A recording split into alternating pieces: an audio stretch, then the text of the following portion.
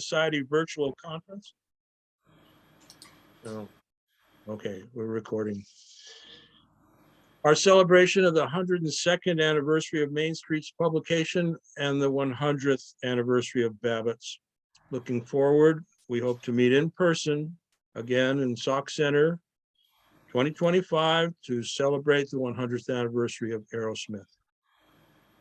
In a 1927 self-portrait, Sinclair Lewis wrote, "Whether or not there is any merit in my books, I do not know, and I do not vastly care, since I have had the somewhat exhausting excitement of writing them. But good or not, they have in them everything I've been able to get from life and to give from life, give to life." He goes on to say he's someone who's able to settle down in a strange room in a strange city and be serenely at work within 3 hours, indifferent as to whether his typewriter is beside a window looking on Fifth Avenue, a London fog, or a silent mountain. Today, we participants are spread around the country and across the sea, united in our interest in the life and legacy of Sinclair Lewis and dedicated to build upon that interest. We are grateful today for the participation of Dr. Isabel Marín Gómez, Professor of Social Work History at the University of Murcia in Spain. Her articles on the reception in Spain of Ann Vickers and Main Street were reviewed in the Lewis Society newsletter. Her paper today on Babbitt was translated into English by Professor Roberto Cantu of California State University, Los Angeles. It will be read by Dr. Barbara Goldstein with PowerPoint provided by Dr. Marín Gómez. Providing technical support is Edsel Cintron Gonzalez, who's pursuing a PhD in English Studies with a specialization in children's literature at Illinois State University. He'll also be translating questions coming into the chat box, as well as Professor Marín Gómez's responses following the reading of her paper. Please stay muted and wait to raise your hand or post questions until after the paper is read. Dr. Goldstein, are you ready? Yes, I am. Bravo. Thank you. The Spanish translation of Babbitt by Sinclair Lewis and Freedom of Expression in the Art and Culture of Spain. Good morning, America. Spain, good afternoon. Excuse me, please, PowerPoint, Excel.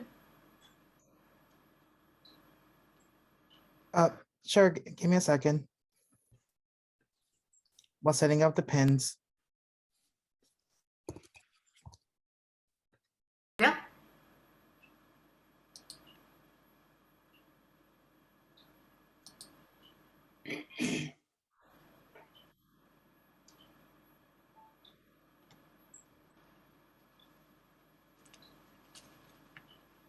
Okay, sharing screen now. Compartiendo pantalla ahora. No, no me deja. Trata ahora. Yes. Perfecto.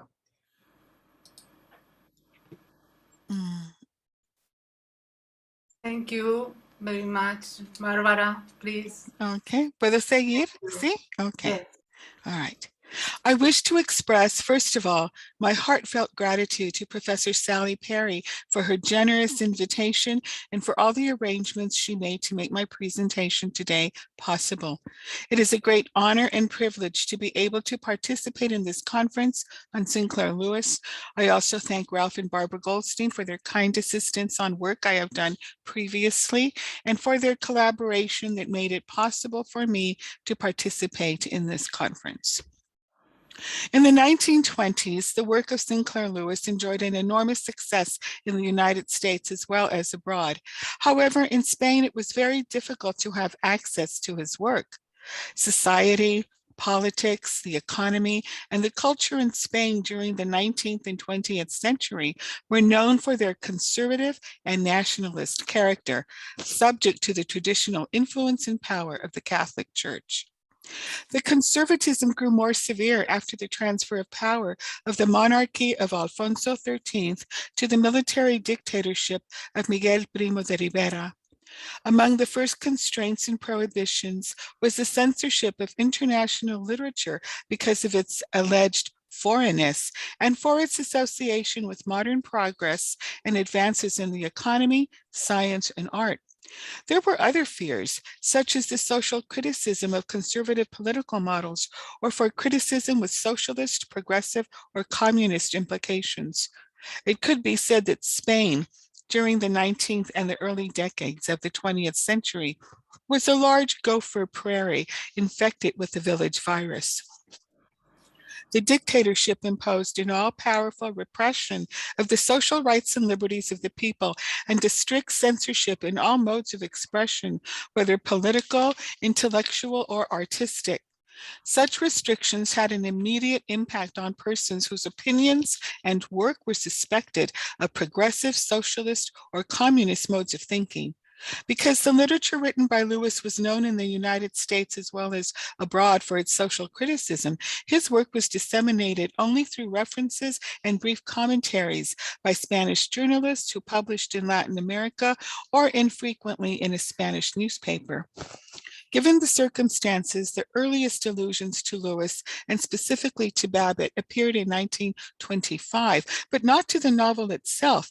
Instead, the references were to the novel's 1924 film adaptation directed by Harry Beaumont.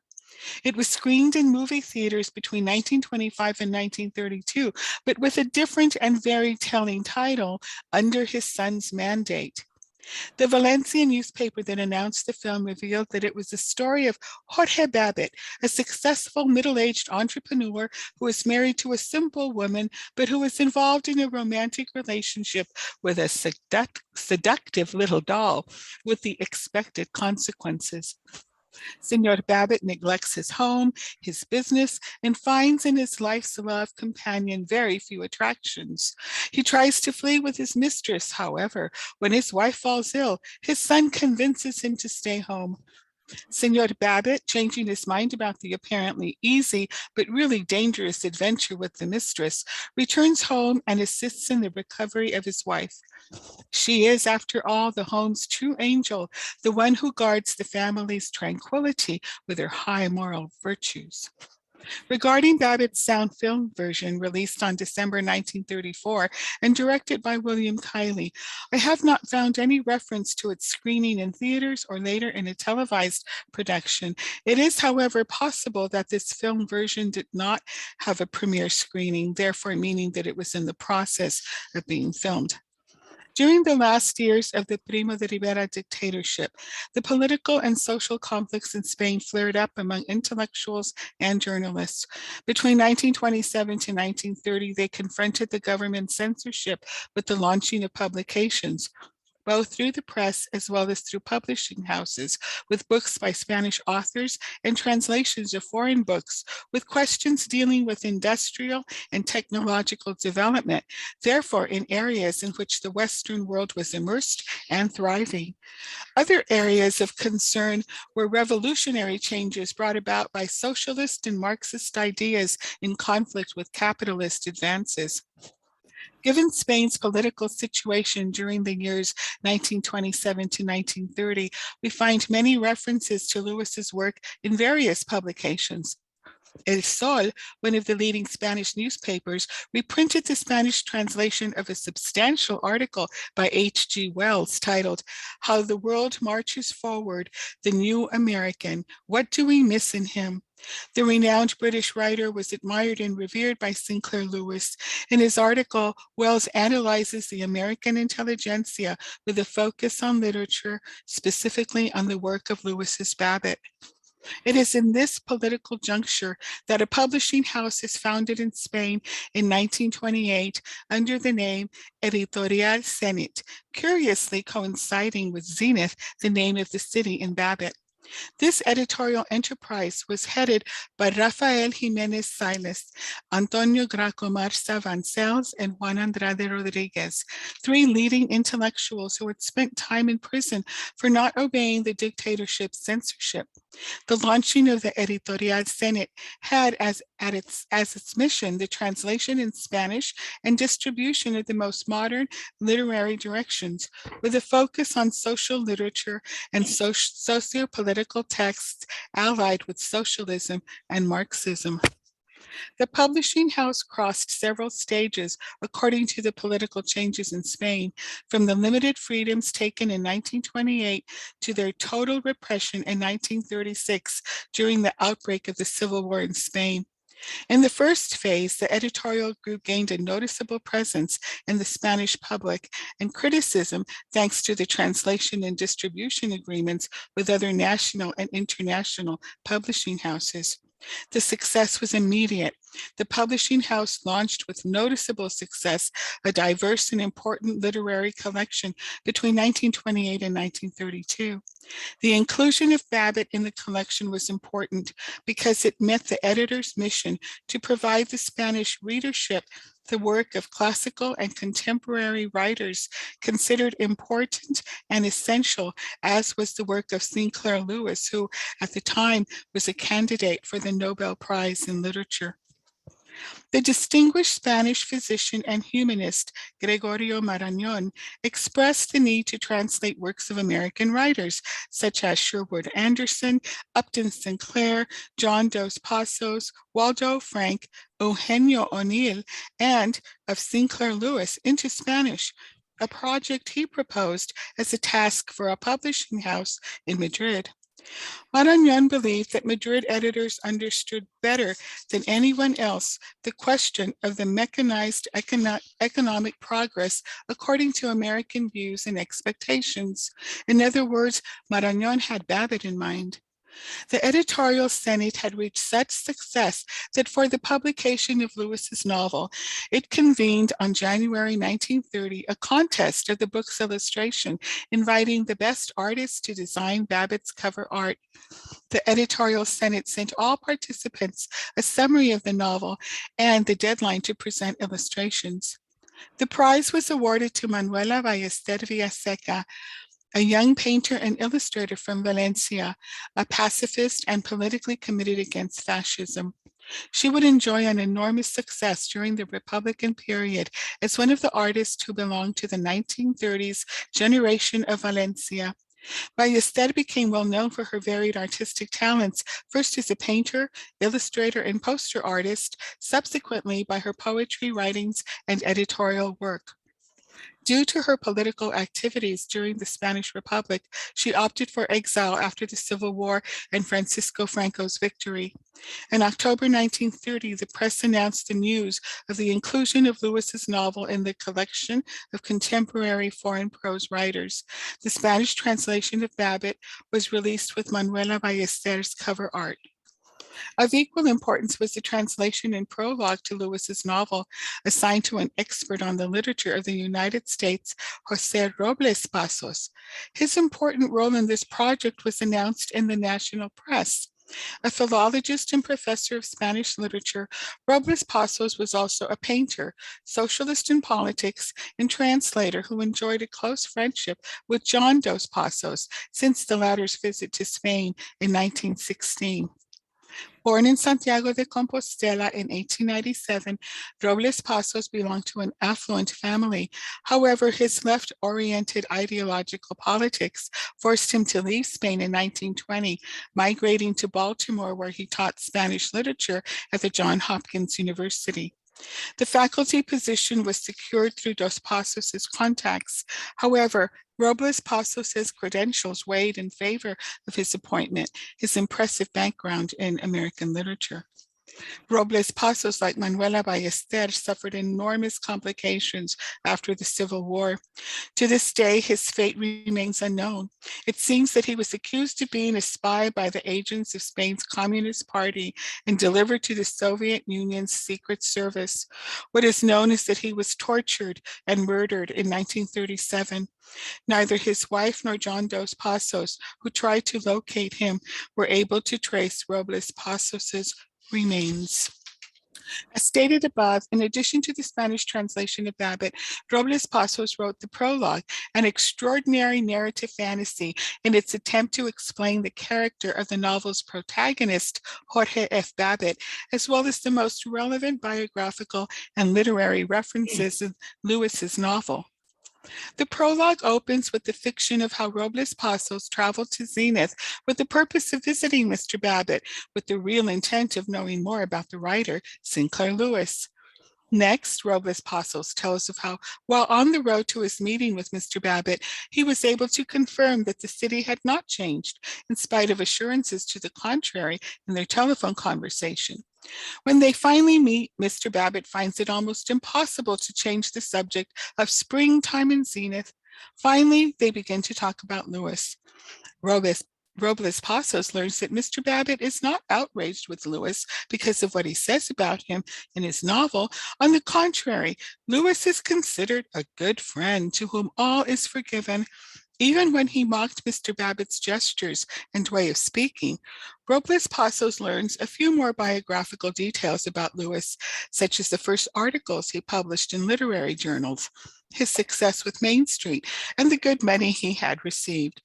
Robles Passos raises a related question. Does Lewis write, as some believe, just to gain money and popularity? Mr. Babbitt replies, not at all. I am certain of his sincerity, even in his contradictions, and the manner in which he contradicts himself. His entire life is a contradiction. He talks about being a pacifist, however, he is always brawling with the entire world, even though he is the most affable person you can imagine. He prides himself in being a revolutionary, but in reality, he is a good bourgeois with lots of money. And guess what? Although he is always criticizing life in America, he is more American than Henry Ford. In the Boosters Club, he would feel like a fish in the water. Ha ha, if he could hear me, he would kill me. The prologue continues. Robles Passos asks Mr. Babbitt about other novels written by Lewis, to which he answers that he considers them admirable, especially Aerosmith. He assures Robles Passos that as a novelist, Lewis's finest work is psychological. The themes and plots of his novels, documented in fine detail, could not be simpler. Knowing that such judgments have been lifted by Mr. Babbitt from an article read in Advocate Times, Robles Passos brings the interview to a close with a question. Which is your favorite novel by Lewis? Mr. Babbitt opens his eyes in astonishment and disbelief. It's such a silly question, and without hesitation exclaims, Hombre, Babbitt! The translation into Spanish by Robles Passos had an enormous impact in Spain. It was a unique opportunity to introduce Sinclair Lewis to readers in Spain and in Latin America. In addition to the publicity and marketing of Lewis's novel, a new readership now had access to reviews and publications from specialists in political, social, and literary criticism. For instance, Ricardo A. Lachim, a Chilean writer, literary critic, and historian, submitted a review to a literary journal published by Universidad de Concepción, emphasizing the analysis, detailed and sarcastic, implacable, and accuracy of Sinclair Lewis, whose novels form a perfect cycle of American hypocrisy. According to Lachim, the literary work of Sinclair Lewis is unquestionably the most important representative of American letters today. Another important journalist, historian, and politician, Nemesio Garcia Naranjo, who also wrote about Lewis. Naranjo lived most of his life in exile from Mexico, his native country, living either in the United States or in Canada, with sound knowledge of American life. His extensive article on Lewis's novel titled The Empire of the Babbitts focuses on the compliance of the American public relative to the approval of tariffs that limited imports into the United States. He considered Lewis's Babbitt an admirable novel because the main character represents the anonymous American masses flawlessly. Garcia Naranjo illustrates American conformism as follows: if I were a bird, I'd be a sparrow. If I were an insect, I'd be an ant. Responding to the polemical review by Garcia Naranjo, another journalist, politician, and writer, Dionisio Perez Gutierrez, also underlined the theme of a standardized society subject to the disappearance of democratic free thinking, as proposed by Sinclair Lewis in his novel Babbitt. After the release of Babbitt's translation, a Spanish reporter in New York, Teresa de Escoriaza, published an article titled Matter and Spirit. Escoriaza addressed the problem of Americanization in U.S. society, claiming that Spaniards should interpret novels by American writers closely, particularly Lewis's novels, such as Babbitt, Elmer Gantry, Dodsworth, among others, because such novels were not a weapon to denigrate progress. On the contrary, their aim was to represent the soul and the spirit of the United States as a counterpoint to materialism. Escoriaza claimed that American writers and their work were a great soul. It was in November 1930 that Sinclair Lewis reached one of his greatest aspirations, finally being awarded, after a diligent literary trajectory, the Nobel Prize in Literature. The announcement of the award was disseminated in Spanish media as well as abroad, appearing also in specialized journals, emphasizing the importance of such an award for being the first time that the Nobel Prize in Literature had been awarded to a writer born in the United States. In reviews on Lewis and on his literary work, Babbitt was always at center stage. This novel was hailed because of its impact in American society and internationally with its visionary representation of American mechanization and industrialization, drawing to the awareness of the world a new model of modern man as a robot, a Babbitt, a vulgar person with a limited cultural background and known for one driving ambition, his economic enrichment. The fact that Babbitt was the only novel by Sinclair Lewis translated into Spanish at the time led to its many references at the time of the award. As anticipated, it also sparked an interest in Editorial Senate to translate and publish other novels by Lewis, such as Calle Mayor, Aerosmith, and Elmer Gantry. The repressive political climate of what was called Spain's Black Biannual had a telling impact on Editorial Senate. To minimize reprisals, it reduced its Marxist publications. Nevertheless, the military revolt in July 18, 1936, triggered the Civil War in Spain. Among other devastating events, it resulted in the total disappearance of the editorial enterprise, with tragic consequences to the editors, who began a life of exile or were murdered. At the end of the Spanish Civil War in 1939, the victory of a fascist and totalitarian regime was spearheaded by General Franco, casting Spain into a cultural abyss known for its political violence, repression, and censorship. Spanish intellectuals and artists attempted to express their vexation through artistic activities. In spite of their opposition and dissidence in the face of the conditions imposed by Francisco Franco, throughout his regime, it was very difficult to have access to literature from abroad. The novels by Sinclair Lewis, however, continued to be reprinted because of the Nobel Prize and by reason of the film adaptation of several of his novels, finally watched in theaters years after their release, but only with the approval of the Franco censorship. Worthy of notice is the Editorial Mateu, founded in Barcelona in 1944 by Francisco F. Mateu. He published Babbitt in its collection La Hoja Perenne, the perennial leaf, later reprinted in the 1960s in the collection Todo para Muchos, Everything for Many. Matu served as the director and owner of the publishing house until its closing in 1973. In one edition, a certain Manuel Lacalle Oye appears as the translator and author of the prologue to Babbitt, and yet said prologue and translation are identical to their respective originals by Jose Robles Pasos. The strangeness of this case could be solved as an attempt to conceal Robles's real identity because of his disappearance, or for being persecuted by the Franco regime, or perhaps as a way to evade payments of intellectual property rights and sales. This is a question that remains open to investigation. Spaniards exiled in France were also aware of Sinclair Lewis's work. He had a substantial success in France and a recognition that sustained itself for many years. Examples are found in the special references to Lewis and Babbitt made by Felipe Alaís de Pablo in the Workers' Solidarity of the International Association of Workers, publication of the Spanish libertarian movement in France. Alaís was one of Spain's most representative figures of intellectual anarchism, with an extensive journalistic production in addition to his publications of political and literary criticism. Writing during the intensification of the Cold War, Alaís expressed his preference for Sinclair Lewis and for Babbitt in two articles published in the above-mentioned publication in the section Crónica Internacional. One of the articles was titled, "Does Calm Return?", in which he criticized the spatial experiment in the Soviet Union in which a dog, Laika, died due to the absence of recovery or survival planning.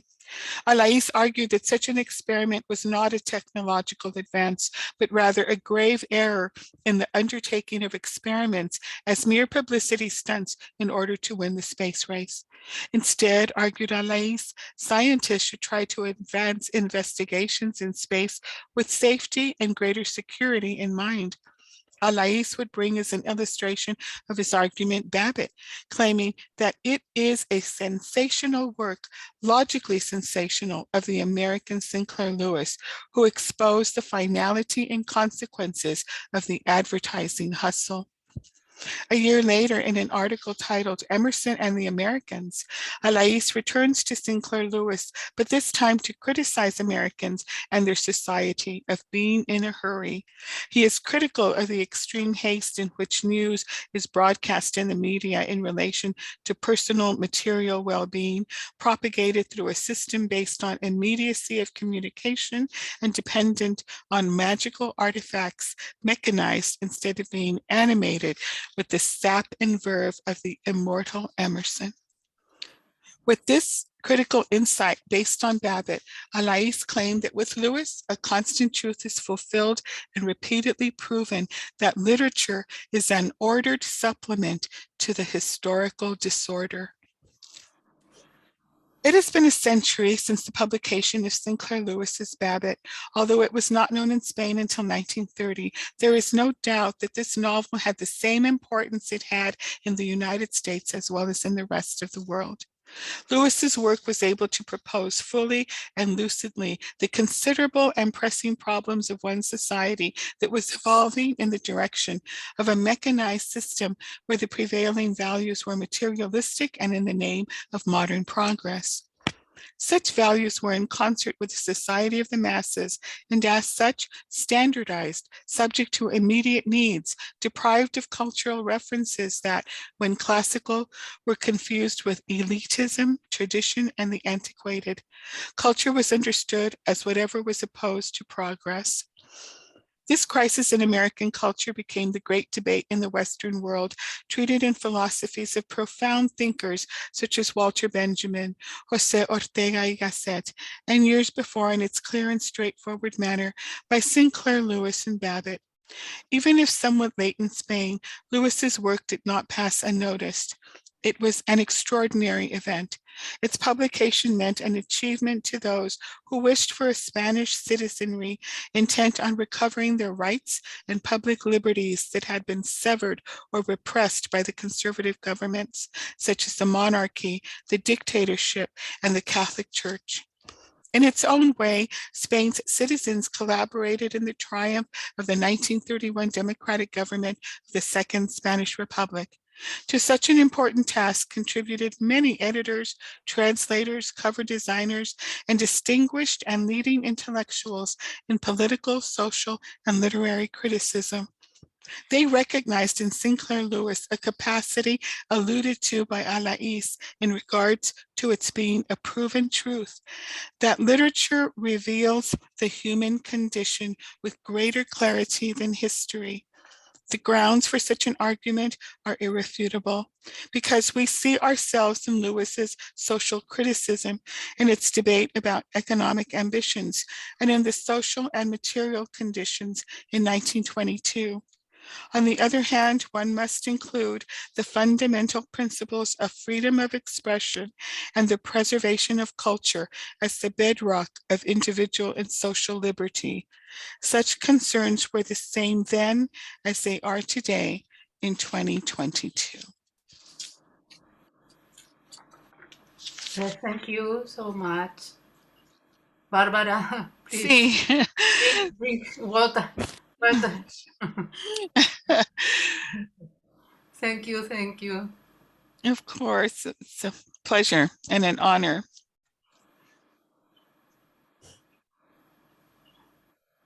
Un honor y un placer.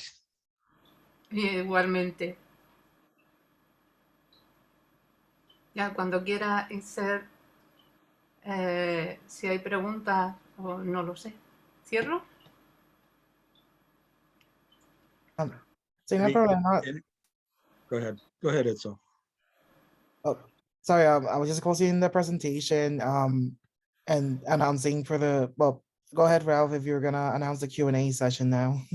Yes, I'm going to announce the Q&A session now, but first I want to thank Dr. Marín Gómez so much for preparing this presentation that confirms Lewis's global appeal. We've seen evidence of that in a presentation from a professor in Mongolia, professor in Armenia. And so, Dr. Marín Gómez, you have given a wonderful contribution to Lewis scholarship from a global perspective. And I invite anybody who has a question or a comment to unmute or send to Edsel, who's controlling the chat box, any questions you have or comments. And during the Q&A session for live questions, I'll be interpreting for Isabel.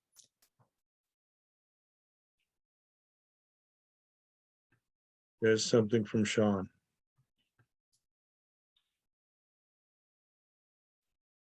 So Isabel, Sean está diciendo que el diseño del libro editorial de cine de Manuel va a ser para Babbitt era bien. Sí. ¿Qué? Que básicamente está comentando que le gustó mucho el diseño del libro que presentaste en la presentación, que es el comentario. Sí, fue por un concurso que se hizo especialmente. Era una cosa extraordinaria que se hiciera un concurso para que se presentaran los artistas a diseñar una página, la portada de un libro. So Isabel said that the cover art and design of the book was due to a contest, and lots of designers and artists contributed for that design during the moment.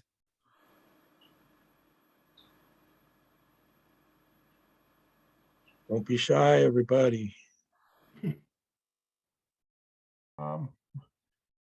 Roger. Yes, well, I'm known for tedious questions and many of them, but I was thinking of the Americanisms and the humorous language jokes that are run throughout Babbitt.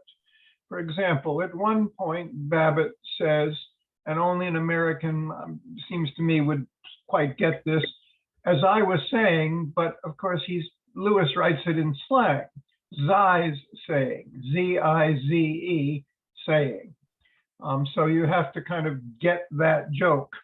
Or there's another set of jokes in Chum Frink's poetry. It's terrible stuff. And the ability of the translator to convey the terribleness of this poetry, how is that done in Spanish? And then finally, along the same sort of orthographic lines, in chapter 13, Babbitt is required to give a speech to other realtors, not real estate men, but realtors. And Lewis reproduces in his own handwriting his comical notes for this. I don't know if you can see that there, but it's right over here. Was the handwriting sort of imitated in the Spanish edition? It's a trivial point perhaps, but I'd be curious to see how that little bit of humor gets transferred, transmogrified, transposed into another language. Any comments on the particular Americanness of the language of Lewis in this book? That's really what this is addressing. So, Isabel, Roger está comentando sobre la americanización y humor de la obra de Sinclair Lewis. Él está dando un ejemplo sobre cómo algunas palabras se escribe y como algunos de los chistes. Él está curioso de saber cómo eso se tradujo al español, como muchos de los chistes originalmente escritos en inglés, cómo eso se representa en español, como su primera pregunta. Y segunda pregunta es que en muchas de las obras, Sinclair Lewis escribe a mano muchas notas en su obra. Él está curioso de saber si eso también se transfirió al español cuando se hizo la traducción original. Sí, en la de Babbitt, sí. En Robles Pazos sí que traduce las palabras que él intenta que sean similares al modo vulgar de hablar en español. Just that last part. I can get some Spanish because my wife speaks it, but I missed the last half of that sentence. Isabel, si puedes repetir lo último que mencionaste sobre lo de Robles Pase. Sí, Robles Pazos sí que intenta, en su traducción, sí que intenta escribir las palabras de manera vulgar, que se habla de la manera vulgar que se habla en español, similar al vulgar que pudiera hablar Babbitt, en el lenguaje vulgar que se utiliza en Babbitt. En la de Robles Pazos. Sin embargo, no ocurre así en Calle Mayor o en el resto de obras. Incluso cuando se editan posteriormente las novelas de Babbitt en concreto, que es donde más se utiliza ese modo vulgar de hablar, lo corrigen. No sé si me he explicado bien. Y sí se traduce, también se pone la escritura que él, en su caligrafía, también se pone en el libro. Pero en las posteriores no, solamente con Robles Pazos. So specifically with Robles Pasos' work, both the handwriting and the jokes and humor are transferred in the edition specifically. What Isabel was explaining is that in Spanish, the way vulgar language is used in Spanish, they try to simulate that to make the same meaning in English as its original work during the translation. But in other editions, it didn't quite transfer the same way for the handwriting and the language used. And Isabel was explaining that in the editor's choice with some of the other editions, they tend to correct the language. So that's why that transfer did not happen as accurately in the English version for other editions. The ones that did were specifically for Robles Pasos edition.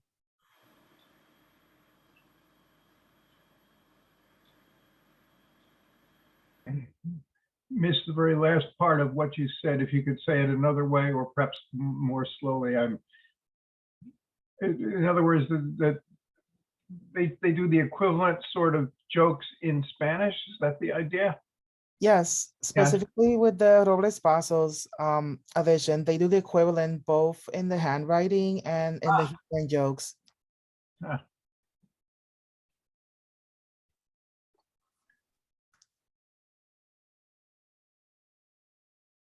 So Tad Howard has his hand raised. Yes, thank you. And a fascinating presentation. I really appreciate it. So thanks to both of you for reading this. My question is actually kind of similar to Roger's. I'm fascinated by the reception of Babbitt in other countries and other cultures. Some of this feels so deeply located, though, in the United States context that I guess my related question is not just about the kind of idioms that you know, I also as a younger reader I get lost in sometimes, but the targets of satire. You know, at once they can be really savage, but also really subtle. It's easy to miss some of the satirical notes that Sinclair Lewis hits. And so I'm just really impressed, I guess, maybe with the sophistication of international readers to pick up on some of that. It sounds like, you know, the Spanish regimes were at least, you know, correct to recognize that the satire was dangerous to their aims. So I'm just trying to understand exactly how that worked in Spain, for example, how sensitive to that level of satire, how familiar would this have been? I'm impressed, and I'm really, I hadn't thought about this outside of a kind of US experience. So thanks for anything you might say about that. So Isabel, te estaba comentando sobre la satírica que usualmente se encuentra en los trabajos de Sinclair Lewis y le está curioso de cómo eso se representó en España, por ejemplo, en la versión de español, en las traducciones y cómo, básicamente, cómo eso se representó en ese contexto, que él está curioso por saber más información sobre eso. Sí, en las traducciones durante la República, durante la Segunda República, sí que se traslada ese modo satírico, que se conserva ese modo satírico que expresa Luis. Pero luego hay, por ejemplo, traducciones como Ann Vickers, que son más... no alcanzan a tener lenguaje, o sea, esa idea satírica o irónica. Quizá es que también, sin embargo, en las posteriores al franquismo, en las que se han hecho posteriormente al franquismo, sí se ha vuelto a utilizar las expresiones irónicas y satíricas de Sinclair Lewis, pero no las que se hicieron durante el franquismo. Esas se quedan como, son unas traducciones como muy, no sé si la palabra soso, no sé si soso Ibsen, ese, soso, la palabra. sí, sin sal, sin algo que no tiene sal, que no está salado. Oh, without flavor, you mean? Yeah, okay. Sí. Sí, las traducciones del franquismo. Porque hay que pensar que durante el franquismo no se podía hablar en otro idioma. O sea, estaba muy mal hablar en otro idioma que no fuese español. De hecho, el problema que yo tengo de no saber bien inglés es porque en mi infancia, que todavía pilló algo del franquismo, en el colegio no nos enseñaban idiomas. Entonces, pues eso dificulta las traducciones también que se producen durante esa época.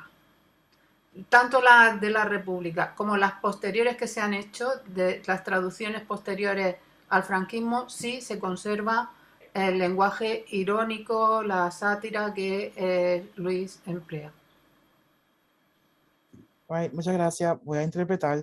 So Tad, as well as explained that in terms of the era of the Second Republic, when they were doing translation work, a lot of the original irony and satire was kept and was received well during that time.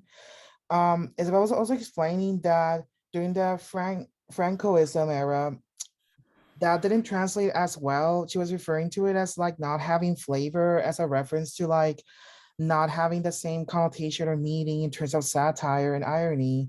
And the idea wasn't as caught or well received during that time.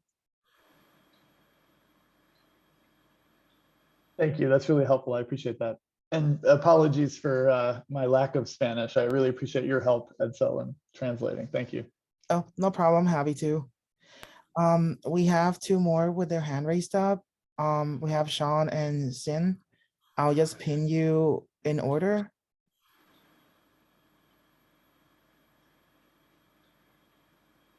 Okay, Sean, you're up.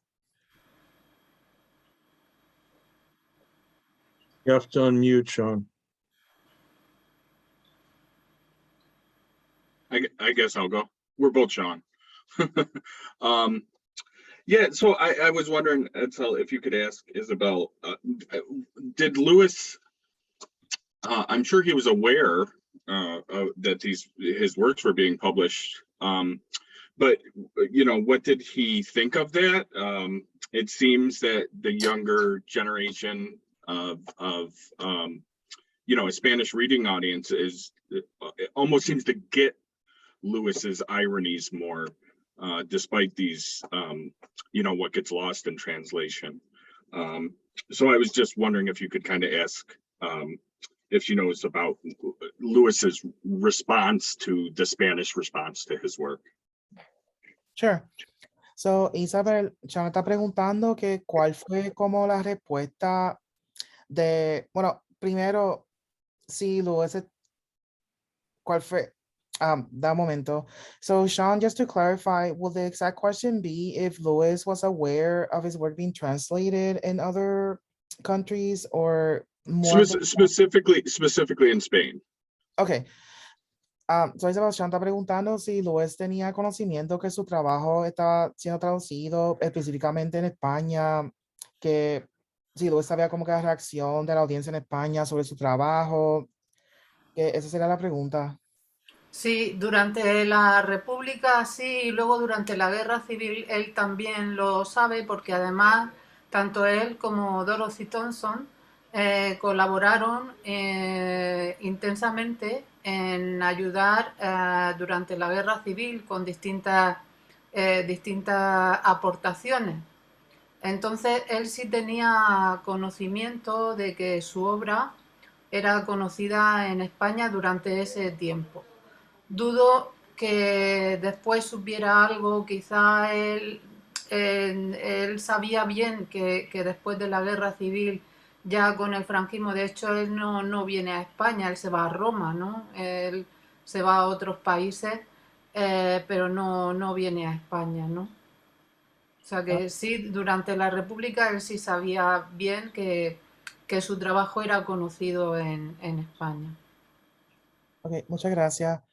So Sean, Isabel responded that during the era of the Republic, yes, Lewis was aware that the audience was reading his work, and even during the Civil War, he was also aware, especially with lots of the contributions Lewis did during that time. Isabel also commented that during the era of Francoism, Lewis probably, that's when he stopped going to Spain, and probably the Spanish audience probably didn't know his work as well, because during that time, Lewis went to Rome, so it was, because of location, it was a completely different reaction towards that.